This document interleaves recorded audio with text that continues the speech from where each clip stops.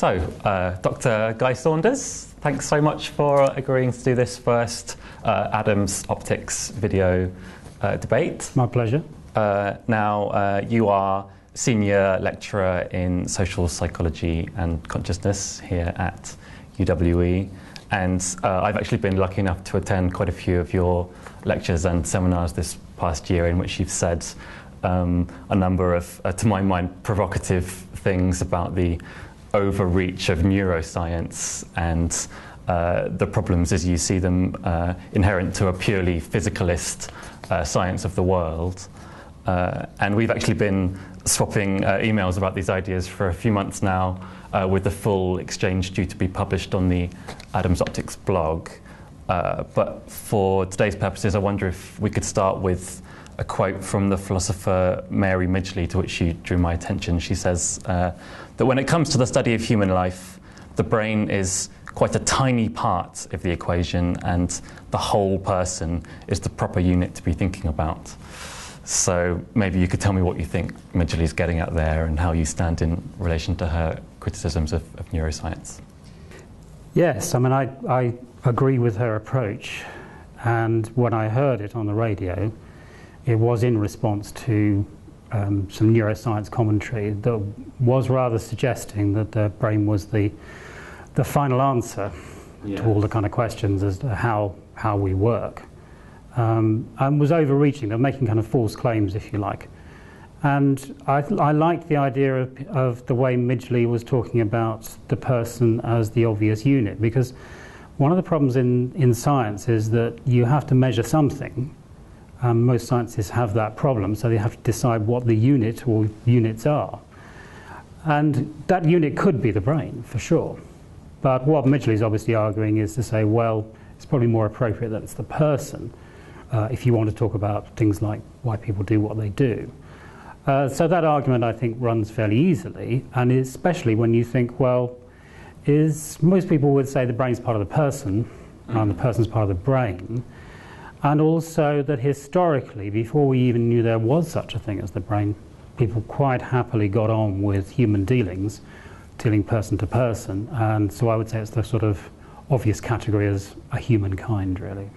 So you don't think that neuroscience and the study of the brain is going to bring about some kind of revolution in the way we understand ourselves?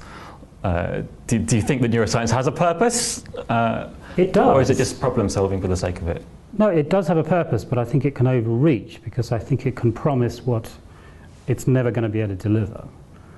It's not going to be the ultimate kind of answer or solution, because, as I would say, I think it's the wrong kind of unit. The brain is not identical with the person. It's just part of what the person is. Now, having said that, of course, the brain is hugely important. We know if the brain malfunctions, if there are problems, if someone has a stroke, for example, or someone has locked-in syndrome, that we are going to be faced with things where communicating with the person is going to be very difficult, for example. In which case, the malfunctions, the anomalies, will tell us a great deal about what enables the person to be a person.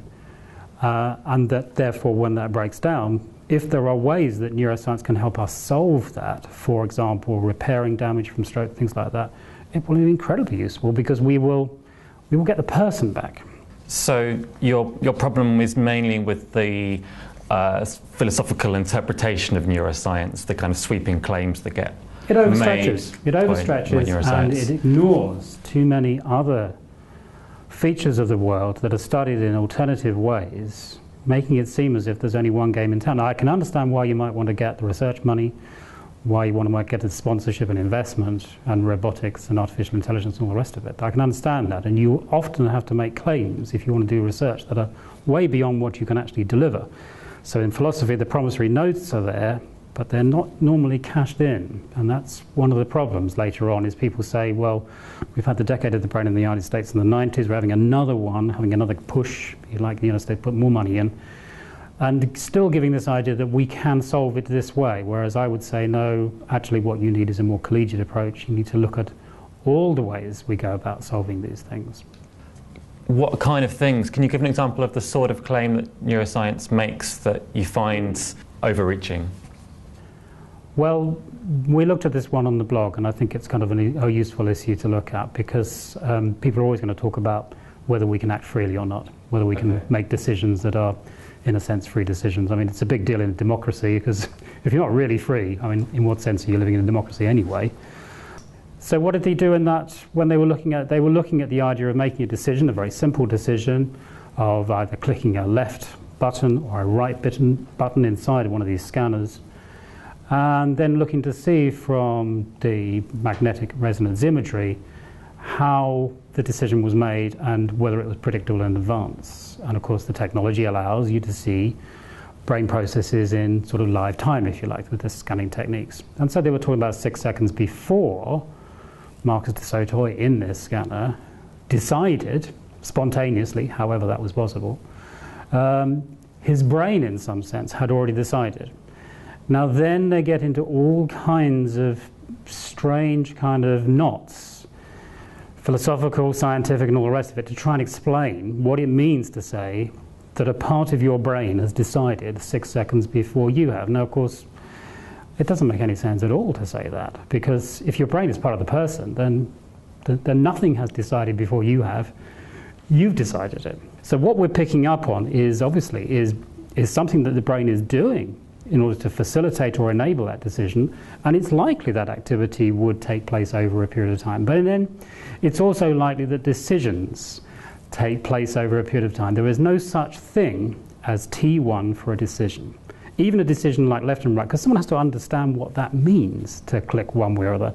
You know, seconds are ridiculous. That's not human decision-making timing. I would have thought days, months, and for some decisions, obviously years. I mean, you know, we've got to be more realistic about what time a person lives in, rather than molecules and cells and things like that. For sure, for sure.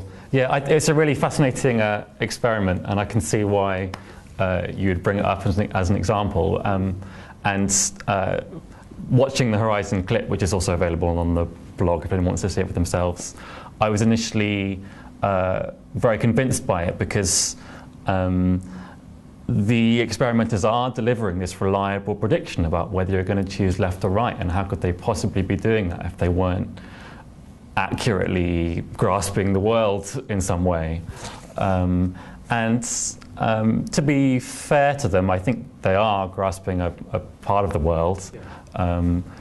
But I think what you're saying is that the experiment by design leaves out so much of the important parts of decision making that it can't really be said to be a science of decision making. Exactly. I mean, to say it's a decision is going beyond the data. Yes. I mean, the data doesn't actually give you that. Not if you're talking about acting freely. And if we're going to talk about something like that, you need to offer something better than that. You've claimed, and we've been talking, that neuroscience is explaining that the part can explain the whole, like this tiny part that John Dylan Haynes identifies could explain the whole person. But I sort of wonder if, well, I don't really see how neuroscientists could have failed to have noticed that bodies and societies and wider systems exist.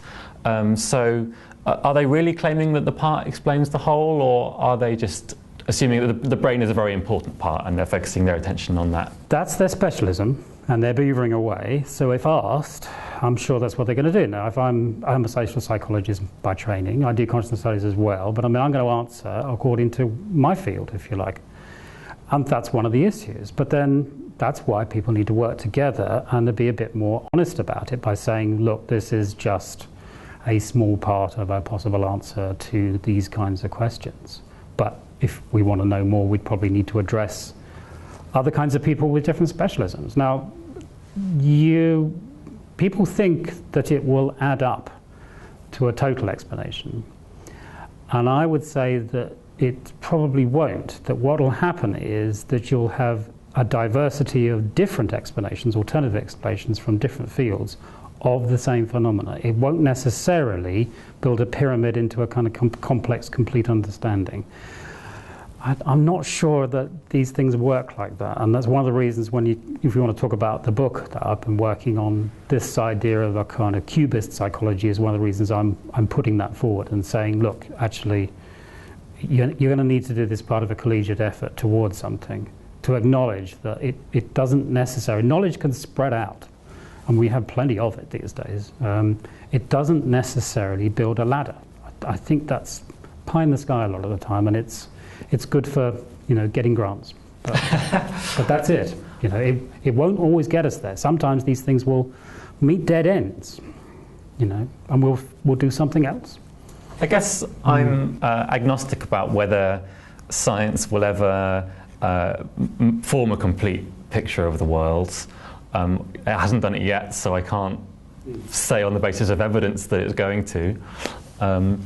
But I do feel that the world doesn't contradict itself. Only sciences contradict each other. So can't we assume that since the world is consistent, that a final science will be consistent with itself? No.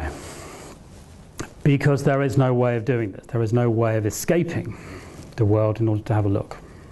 I mean, I find it amazing that people draw on Popper with this, and yet Popper's kind of comments, as Karl Popper, said that if he went into a group of people, a lecture hall of people, and said, go on, observe.